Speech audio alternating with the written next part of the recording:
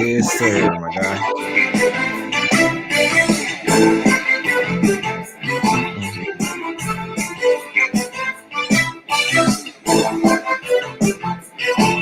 About the energy bill, as usual.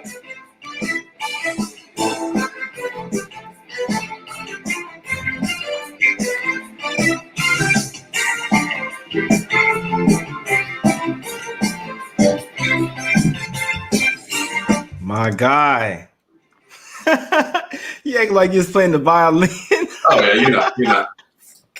What's going on? It is that time. It is my favorite Monday. I only say that because Monday sucks. You choose it for yourself. It can be a hell of a lot better than your boss, your wife, your spouse, whoever tells you. Select it for yourself becomes a great day. My favorite Monday, 2/22/21. Jay and I were just saying off the record, believe it or not, last year at this time, we were about to go into a 5-month window without any professional sports. Just take that thought in your mind and realize just how blessed we are to be here right now. Jay, what is going down, my man? Chilling, man. You said it. Like, I mean, we went 5 months without any professional sports. I know people starting to bet on like Korean baseball and shit like that, like and table tennis. So it was really starting to get bad there. Like, literally, like, what are we doing here? Betting on fucking ping pong, man? Come on. Yeah. I understand the baseball over there, but hey, you got to do what you got to do. I can't say, I mean, it was a tough time, but I had to kind of switch gears, try to do some other stuff, man, to try to keep from going crazy, man, or slightly insane. You know what I'm saying? But it is what it is. We had to make it through those times, man. But we here, we got NBA, you know what I'm saying? And this is our stock market, really, bro. So like this is what we do, man. Really, I know people like getting into stocks a lot right now. This is my stock market, man. So this is, you know what I'm saying? I'm here, we ready. Let's fucking get to it, my guy. What's the first game you want to get into? When Jay drops profanity before we get into the first game, you know this check banger. Oh, we ready.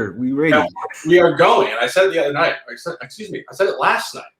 Oftentimes we go to the worst game on the slate because it's probably the most exploitable, the most obvious game, the most watchers on the game. The books hone in more. So we're going straight to the hood streets of Houston, I believe. The James Harden streets. Khloe Kardashian hanging out in the building. And we have ultimately, I think, the classic Joe Public versus contrarian side here. I think the market is drastically split. And again, one of those where, if you and I say we weren't going to bet this game, of course we are. We could go down the street to the local bar and really just do a survey.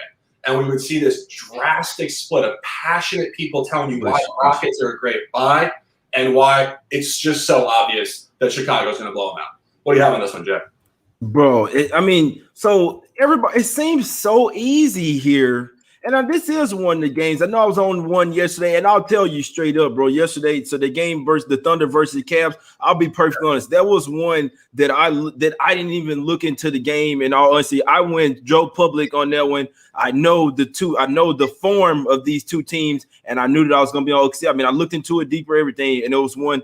This is one where it's almost like the same type of game. We have that spread where it's just like, why in the hell is it this small? It looks super fishy. This is one where, and the Rockets are not the Cavs. I can tell you that. I know they have a lot of stuff going on right now. I did think that Boogie Cousins was going to play in this game, but you really look at it deeper, how he's been playing. He hasn't been playing it well. He's not hitting the threes. On defense, he's been getting shredded. So him being out actually doesn't hurt that much. You do have PJ Tucker coming in this one. I like the Rockets here. They did show some fight there versus the 76ers. So we saw they were down like 27, 29 points, came all the way back to damn near win that game. Ben Simmons wasn't playing in that game, but still, they showed plenty of fight. They could have easily gave up and got down 35, lost the game by 40. No, they didn't. They came back, almost won. John Wall really showed something there. So this team, I know they're kind of in a bad rut right now. They don't look good. They haven't won a single game since Christian Wood went down. In this particular game, man, you stop LaVine. If you can stop LaVine tonight, I think the Rockets will have a shot to win this game. Yeah. It sounds crazy, bro. On the show earlier, my SBR show, people were telling me I'm crazy. I like to lose money, all type of shit. Tell me I'm crazy for taking Rockets. I'm like, bro, if you don't like it, just take the other side. Like, just take the Bulls or just don't take it. You don't have to bash anybody just because of their pick, man. If you don't like it, you say good luck. You know what I'm saying? But I like the Rockets, man. Tell me why I'm crazy, bro. Well, I'll tell you, you're crazy for taking OKC yesterday and luck boxing the shit out of it. Today, You are not crazy. And, I'm not a natural contrarian. I look at numbers. Numbers are not contrarian. Numbers just tell you a story. Right. And I say it every day. People don't know how to read numbers. It's just a different language. It's like reading a foreign language. And ultimately, when we look at this, as you said yesterday, I believe the short line favorites went 3-0 in the lower tier games. Knicks covered, Orlando covered, and, of course, OKC covered. So that was 3 very public within the lower sphere. Obviously, Chicago fits that model. I do think a really interesting point here. Chicago's 4-1-1 against the spread last 6. The last time Chicago clustered a sequence similar to this, they were actually 5-0 against the spread. They were on a West Coast trip. They went 4-0 against the Pacific teams, LA, Portland, and SAC. And then, not coincidentally, they went to Oklahoma City. Oklahoma City, as currently constructed, is very similar to how Houston is currently constructed. And the line was very similar. It was around a pick, and Chicago was due for a letdown. And the game was tight. It went to overtime, and they lost 127-125 as a 2-point favorite. So when we're prognosticating this game today, we're not telling you that, Houston's going to win the game by 25 points. Expect to sweat this. It's going to be a tight one. But Houston is absolutely the sharp side of this game. Also, you look at the buy low on an L7, and, of course, you look at what you said about Zach LaVine. I think if you can contain him, particularly, it's a little bit deceiving. Obviously, he's won a dunk contest, maybe 2. Check me on that. People think of him as this high-flying guy. He has a very refined perimeter game. You have to be on the edge with him, and you need a perimeter defender to really get out in his face, almost like a Steph Curry. The guy is really, really refined from deep, and it's very underrated because the Bulls, even for a big market team, don't get a lot of national games. People don't really pay attention to the Bulls that much. So I think you and I are both locking in here on Houston. The line has moved all over the place. What did you finalize the line here? Oh, so the line was just up to 2, and I love it. I'm following one of the sharpest books out there, Pinnacle. I look back at it down to 1. It was down to 1, and so this is after So Oladipo, we've been knowing that he was going to be out. Cousins was actually expected to play. He was out. So when that news came out, it came off the board, went up to 1.5 to 2. Understandably, I mean, sharps, even some sharps hopping all over the Bulls. This is probably the most public side today, and it's not saying that it won't cash, guys. I always say that these games are 50-50. In this particular game, we are going literally against everybody. I mean, the numbers back it up. I know the Rockets have been on the slide. They've only had 2 home games in their last 10 games. So, I mean, you can't really – their traveling schedule has been crazy. You look at – they've had 4 days off, guys. I mean, they've had a couple of games canceled or whatever. I'm here in Texas. It was shut down down there in Houston, man. It was tough. So guys were still practicing and stuff. They're ready for this game. And I must say that this game will tell me a lot about the Rockets. They have a new coach with Silas over there. You can't really have losses piling up, man, because then the team was like, oh, well, we might get your ass out of here. We got to go a different direction. The reason why Cousins is going to get traded, Shark, is because they're starting to go back to the small ball. They're starting to realize, hey, we're going to see if this small ball goes back. You see what I'm saying? They showed a lot first 76. So I think they'll bring that momentum for the second half into this game. They're really starting to playing hard. So that's one thing where, like I said, you want to pay attention to a team if they're playing hard, because that is something where it's just it won't matter if they're not playing hard. Rockets are still playing. I don't think they've given up quite yet, man. This is, like I say, if they tank this game, then they will maybe say that they're, you know what I'm saying, that they're not playing as hard. But I think that we go against everybody and get a much. I mean, if we get this win with Rockets, my guy Graham, they got to respect us here, man, because I don't think everybody is telling us that we're fucking crazy for this one. I mean, I kind of like it when that happens. I mean, Jay, the thing that I always ask people is, so are you telling me this team's going to lose 45 straight games? Like, they're just done. Like, legit, 0-45, right? No, they're going to win 10, 15 games. You have to find the buy lows. And I always say the consistency to the inconsistency. That's the last thing we'll say on that. Next game, Memphis at Dallas. Your squad hosting Memphis. I think we have some sharp looks here. What are you thinking on this one?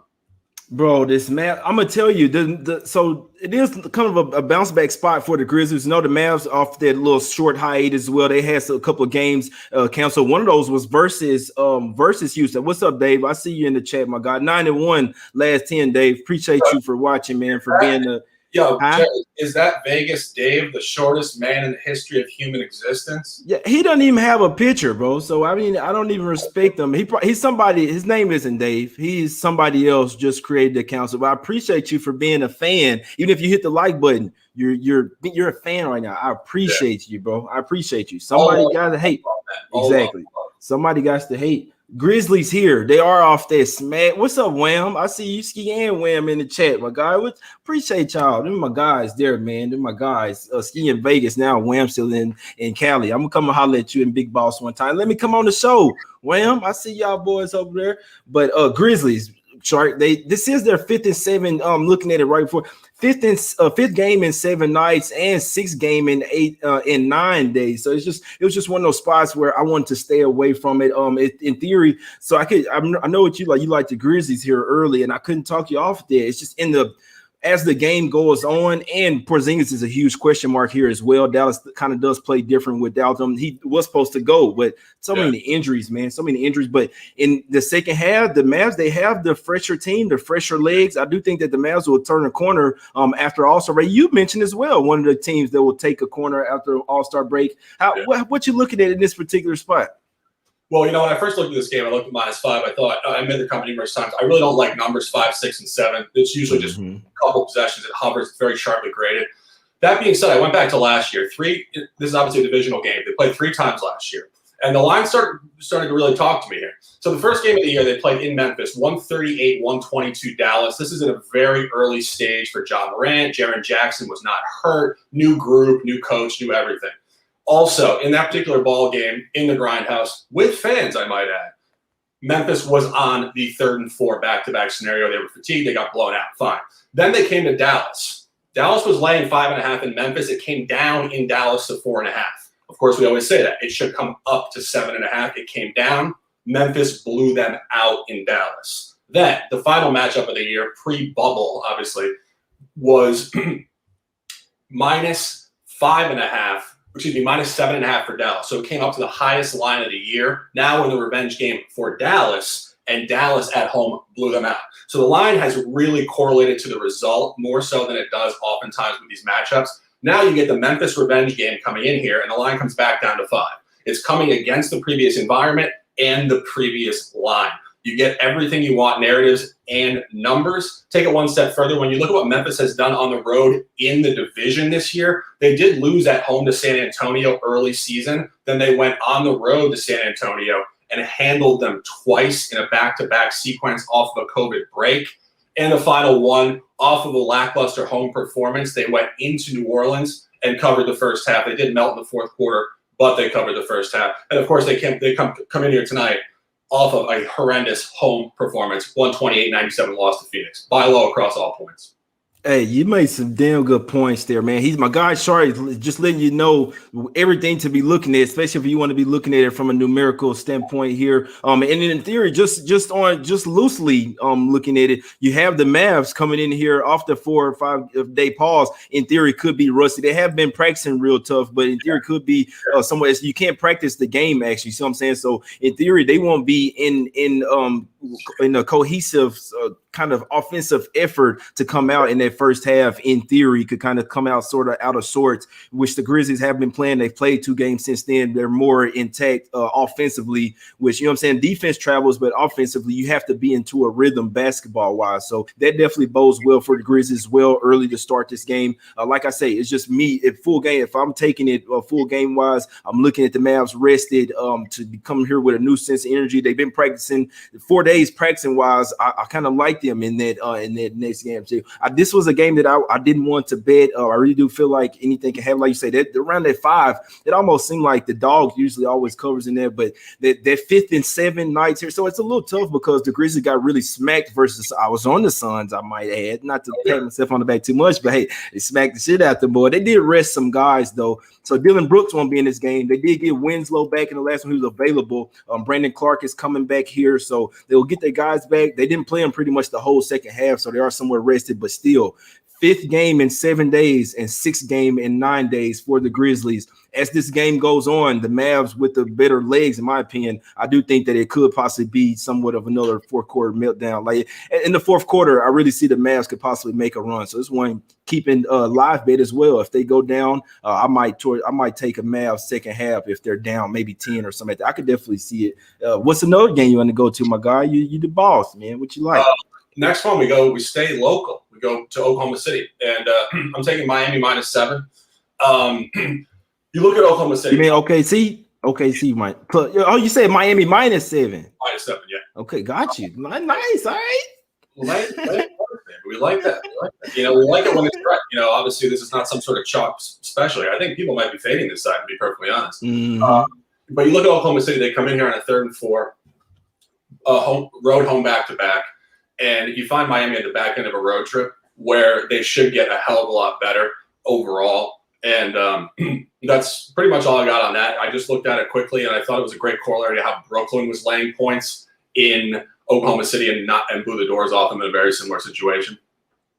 Exactly. Yeah. This Heat, man. So it's the last game of that 7-game road trip. It is. But on the flip side, versus OKC, and I mean they got it done yesterday. That was the Cavs, though. That was the Cavs. I mean, the OKC is still a bottom tier team in this league, in my opinion. They play really hard. They play good defense. So always keep that in mind. And this particular game, man, so we know Al Horford is out because he's not going to play in back-to-backs. So that's something yesterday that I knew. Like I really hate when the line moves up because see, this line did open up at 4.5. It was at 5 and 5.5 pretty much all morning. Then it got smacked up to 6.5, now 7 after the Al Horford news, which I think is very unfair because we already knew even from yesterday that Al Horford is not going to play in this game. So when they announced it and then it's just a public thing. But this is kind of sort of contrarian faith because I'm seeing a lot of people that like OKC today, to be honest with you, plus the points. I'm saying I do like the Heat here, but I liked it more when it was at that -5. I just don't like to catch the ass in the line. It may not matter here. Like I say, 7-game long road trip. They've won versus the Kings and then won versus the Lakers, so they seem to be catching momentum here and could have a letdown, or they could just keep their momentum going onto the house. The Heat are one of those teams they can't really afford to have a letdown. They got to go and win every freaking game. You see what I'm saying? They started season 7-14. You just made it to the finals. You can't have a letdown in this game. One thing, the Heat have been coming out and putting it on them guys in the first quarter. Their last 5 games, I think they're 4-1 ATS in the first quarter. Even against the Jazz in Utah, they came out playing. So hopefully they don't run out of gas here later in the game. They really should come out and put it on OKC in this first quarter. OKC first game home off the 3-game road trip. That's always a spot where I'm gonna look where it's going to be a look, and back-to-back as well. So they're coming in off a back-to-back as well. That is a terrible spot. I'm gonna tell you right now, that is a terrible spot. I've been literally fading it all year. I did put something on the Heat, but it's not gonna be an official play because it was early this morning at the -5. So we actually are lying there, and we didn't even know it. It's just you liked it at that 7. I took it at the 5, but let's just hope it doesn't matter, my guy. I think they could win the game by 20 points, frankly. Smack City, bro. They should. You got to go ahead and put this one away in the first half, bro, so that, you know what I'm saying, the second half it don't be close. The Thunder never give up, but this is a very tough spot for the Thunder. I think the line has went up from 4.5 to 7 for a good reason, and it's not just because Al Horford, in my opinion. And they don't really have a center. They don't have any bigs. Bam Adebayo should absolutely feast. We always kind of throw a little prop out there. Bam Adebayo, I see him going for a double-double for sure here. Points, rebound, I can see it. Who's going to guard or who? Roby? Stop. Roby's not bad, but you just stop that. Bam Adebayo is going to feast tonight. Kelly Olynyk is going to feast tonight. Jimmy Butler. Come on, my guy. You're probably going to have Dort on. What you think about the under here, bro? I was really thinking about a nice little under. What was you saying? You said something about over, right? You said something about the over, didn't you? No, I didn't make a comment on that. I did. Oh, okay. My bad. I'm staying away from totals. I've just seen too many sweaty totals, and I think focusing on the game size and quarters and, of course, halves has a lot more value and merit. We talk about the in-game runs. You can really hone in on that. Hell of a lot of value. Exactly. Yeah. So I can tell you OKC is a dead under team. I'll tell you this now. Even last night, the game was looking like it was going 230. I had to live bet there. I was like, man, this game is not going over no damn 220, man. Well, it ended up around 217, 218. And that was only because it was against the Cavs. The Cavs don't play a whole lot of defense. Heat going to play some defense. They may or may not be missing Tyler Hero. That's another, guys, I had to let you know about that. Hero is questionable. If Hero doesn't play, I'll definitely be on the under here. Heat should have enough to be able to get it done without him. If Hero in, it's really going to get ugly. I'm talking about it's going to be Smack City. He say over in Miami game. So yeah, you're gonna need Hero. If Hero's out, I'd like the under in that one for sure. Oh, Noli knows. Oh, I said something about an under, and then I see Noli knows in the chat. Making unders great again, man. What's up, Carolina Nation? I see you, Eric Jones. 77 figures say he think Miami land a little too many points, in my opinion. Hey, could be, man. Nets bets. What's up, my guy? Nets bets. He say it's a good day in New Jersey. They legal dog next. We got the whole thing going on. Yeah, he say New Jersey didn't legalize the gas today, marijuana. So good day. Let's see, Marcus Anderson. He said, "What about Jazz and Hornets?" We're gonna break down a couple of more games. I need money. What's up, my guy? I'm always with you. I need some too, man. What's up, the real DJ? I see you, Oak Cliff, Texas, baby. RIP Mo 3. I see you, Emal. What's up, Chris Tucker? Jay, why don't we go to the Utah game? That's the final game that I have anything on. I'm taking Utah first half here. I think a great corollary is the last time they lost at Denver. They came home against Detroit. Charlotte and Detroit, out of conference, lackluster, very similar line number, 11.5, 12. They came out and obliterated them in the first half. They did melt to a push in that game. Mm-hmm. And also, if you look at what happened in Charlotte, Utah handled Charlotte. Charlotte also played the same game, road and home against Memphis. So they don't necessarily revenge on the road. They do the same thing. And you do get that Utah bloodbath first half environment off a lackluster first half and an outright loss, of course. And I think the number is really coming up here in a really sharp spot for Utah first half specifically here tonight. You know what? That's why, my guy, I'm just replying to some guys in chat. Y'all hit the like button if y'all don't mind, man, if y'all like the content. This is my guy here, man. This is one sharp guy, man. You can tell that this is the exact situation. It's even the exact line last time. And what happened? What happened, bro? They came out and smacked the shit out of them in the first half. And I remember because it went up to 12.5, the game or whatever. So if you had the 12.5 Jazz, they end up winning by 12. I feel sorry for you. They were smacking the shit out of the Pistons. Pistons came all the way back, and because I think that was like a look-ahead game. I don't have it right off the top of my head, but there may have been a look-ahead game as well. So the Jazz have the Lakers on deck, guys. So in theory, they could be. My guy just told you a story there. I could see them coming out smacking in the full game and then possibly letting up in that second half because they have a huge game next that means a lot more to them versus the Lakers. Trust me, they really care about their game. So this guy here, man, this is my fucking guy. I could really see Jazz come out here first half and then the Hornets full game. What'd you say? What about this guy over here? JayMoney is money, cash money. Hey, let's go. You just told him a numerical story. I could see Jazz first half hitting, and then I could see the Hornets. What you said about the look-ahead spot to the Lakers, they're going to want to blow them out and then conserve energy down the stretch. They don't want to run for 48 tonight. It's really honed in on the first half here. And I think we can quickly segue to the other side of that look-ahead environment. Lakers tonight, international game, 10 p.m. Staples Center, with no fans, of course. NBA TV, JayMoney, you have a side here, I believe. Oh, yes, I do, man. I do, man. My mama called. I got to call her back right after the show, man. But, yeah, we finna get out here real quick. Yeah, I like the Lakers early, man. I do like the Lakers early. I understand both teams haven't been good in the first quarter, so those are really a wash. Wizards 1-9, they're 2-9 ATS last 11. Lakers are 1-8 ATS last 11. But guess what? In those games, I can't tell you this: the Lakers went off no 2 losses. So that's the little anomaly there. Where it's the main reason why I'm taking Lakers come out hot here.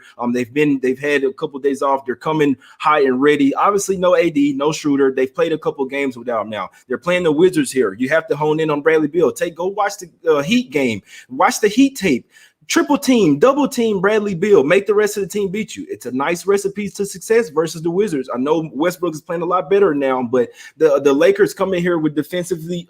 They have the guys that can stop what the Wizards want to do. They are a very small team. Lakers should be able to get whatever they want inside. Lakers -2 first quarter. You're damn right. It's up to 2.5. I still like it at the 2.5 as well. I like the Lakers to be up by 3, at least 3 at the end of this first half. I'm staying away from full game, but as far as to come out firing on all cylinders after practice, pissed off LeBron, the teammates, the rest of the guys saying we can't put too much pressure on LeBron. I think you see a full squad team defensive effort tonight. I lean to the under. I really like the Lakers there in that first quarter to come out steaming hot. 2 straight losses. Yes. Yeah, I know the Wizards been hot. They've been playing good defense. 4-0, you know what I'm saying? They've been balling. But that first quarter, they lost by an average of 6.9 points the last 11 games, my guys. So just take it for what it's worth. Yeah. And the final game, I have nothing. I went through it quickly. Phoenix, Portland. 3 games last year, 2 blowouts actually. Portland was 2-1 straight up last year against Phoenix. Of course, CJ McCollum, I believe, played all 3 of those games. Slightly different roster group, no Chris Paul, a couple of moves, etc. I think 6.5, as we made the point before, is in that hover zone. You're really sweating this down the stretch. Portland's been too hot. Phoenix has been too hot too. They're both off a really nice stretch, and you come in here, it's just going to hover. It's the type of game I want to run and hide. And, ultimately, the top 4 plays for me: Utah first half, Memphis first half, Houston Rockets, and Miami Heat continuing their upward movement off of an absolutely putrid opening stretch of the season, which, of course, is reactionary to bubble basketball way later into the summer, into the fall, no break, emotional letdown, and physical letdown. Continue upward movement tonight. Exactly. Hey, this one will be out. Onward, upward movement, positive regression, all that shit, man. If anybody know about it, I know, my guys. I've seen some of the best go into slumps though, man. So I'm not too bad. Just had to get back to what I know, get back to doing what I do, and then what do you know? 9-1 ATS, let's say. So let's hope you keep it going. Can't get too high, can't get too low on yourself, man. That's just something I always preach to myself. Can't get too high, I was this close to taking Blazers, man. I'm telling you, because the way that they lost that last game, everything, because we can't turn so the Suns are my team right now. I'll tell you guys, I can't bet that game because I love the Suns right now. They've been taking care of me. It could possibly be a letdown here. I could see them win the game actually by 2, 3 to 4 points, them winning but not cover. The Blazers are gonna be pissed here. The Blazers are turning the corner, even without McCollum and Nurkic. They are turning the corner. They're coming off the loss versus the Wizards. Dame pissed. I feel like he could have got some of those foul calls late in the game. I'm looking at the matchups line to line. I don't like the Blazers bench versus Suns bench, but starting 5, I really do think that they can keep up with the Suns here, in my opinion. It's just those guys like Anthony Simmons come off the bench. I've never been a fan of that guy on the Blazers. I'm sorry, but Carmelo and them coming off the bench, not too bad, man. We'll see tonight. I was this close taking Blazers just to lean. I do have some on Heat -5, so I'm with you on the Heat. I'm with you on that. But yeah, Rockets for me, man. That is my play today. It's against the grain, it's contrarian, but I do like the spot. I believe the Rockets open up the favorite in this game for a reason, my guys. Off an L7, and they open up for the favorite. We're doing it for Houston. H-Town, stand up. We got pipes bursting. We got ice storms around this motherfucker. We need help. The city of Houston need a little extra money. You see what I'm saying?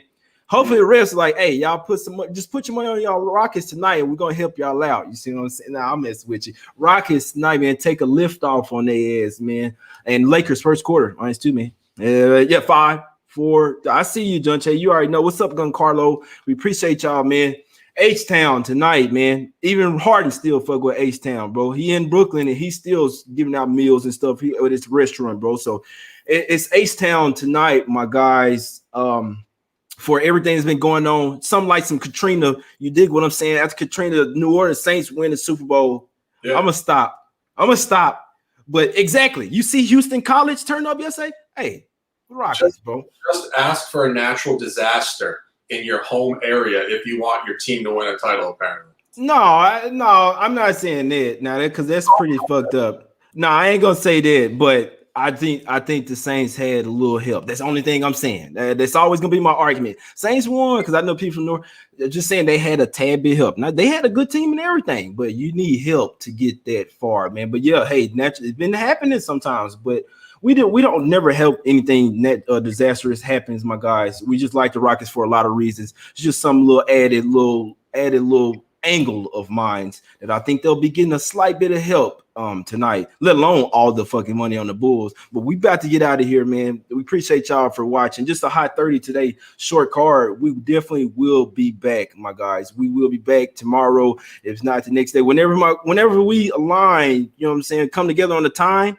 We're doing it, bro. Maybe 7 days a week, but we're gonna try to go every Saturday and Sunday for sure, my guys. And that's when nobody else doing shows. So we're gonna make sure we breaking y'all off with some NBA content. Let's get out of here, man, and let's cash. Rockets Heat, my guy on Grizzlies first half. What else? Jazz first half. Let's cash every freaking play tonight, my guy. That's my guy, Shark and Sport. Go and follow him on Twitter. If you're not following him, I need all my guys to follow him as well, man. I'm JayMoney. It's my guy, Shark and Sports, aka Graham. I don't know if you want them to call you by your real name, but that's my guy there. Orange Nation, the Shark, Sharky. All I said, 9 words. of lifestyle. Ride the wave or get out of the water. Let's go. I'm trying to ride the wave like a fucking surfer, bro. Let's get y'all. Hey, y'all hit the like button, man. If y'all can, hit the like button, subscribe, and leave a comment. Just talk some stuff on the comment on the video afterwards, and I'll reply to you, man. I appreciate y'all. Hit the like button, like I say, share the show wherever you can, man. We're just trying to build an empire here, expand our own brand, my guys. So we appreciate y'all for tuning in. Most important is Cash That Plays, and we appreciate y'all for fucking with us, man. Appreciate y'all, man. We out. Thanks, guys.